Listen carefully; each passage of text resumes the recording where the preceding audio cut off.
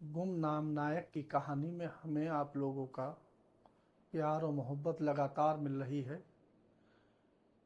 यह हमारा 50वां एपिसोड है और आप लोग लगातार हमको सोशल मीडिया और फ़ोन कॉल्स के ज़रिए और बेहतर बनाने के लिए सुझाव दे रहे हैं और हमको उम्मीद है आप इसी तरीके से सुझाव देते रहेंगे। आज़ादी की जंग में कई नाम रोशनी में आए और कई वक्त की धूल में दब गए, मगर आज हम आपको सुनाने जा रहे हैं एक ऐसे हीरोज की कहानी जो करोड़ों की दौलत और बीवी के गहने भी मुल्क के नाम पर कर गए। ये है सेवक ए हिंद अब्दुल हबीब यूसुफ मारफानी।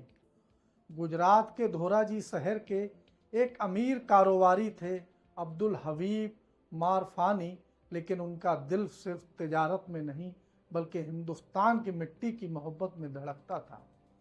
वर्ष 1944 जगह रंगून नेताजी सुभाष चंद्र बोस ने आज़ाद हिंद फौज को मजबूत करने के लिए आज़ाद हिंद बैंक की स्थापना की थी।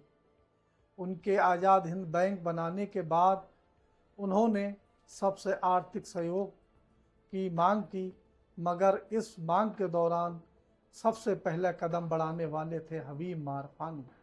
उन्होंने 1 करोड़ रुपए नकद और अपनी बीवी के गहने नेताजी के सामने रख दिए, मगर उस वक्त का 1 करोड़ आज के अरबों रुपए के बराबर होते हैं।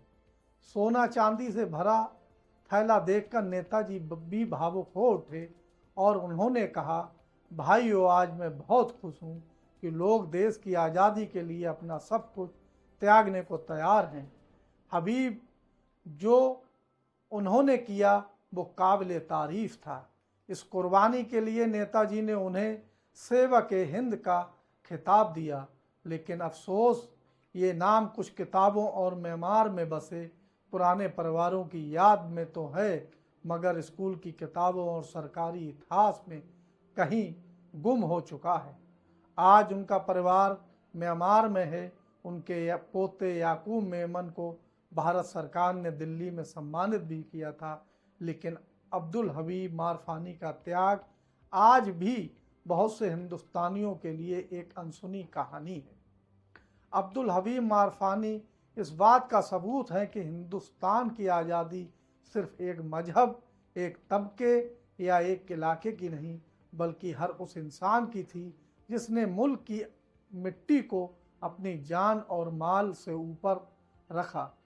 ऐसे ही और अनसुने स्वतंत्रता सेनानियों की कहानियाँ जानने के लिए द जस्टिस हिंदी को सब्सक्राइब करें, क्योंकि इतिहास को जानना भविष्य को बदलना है।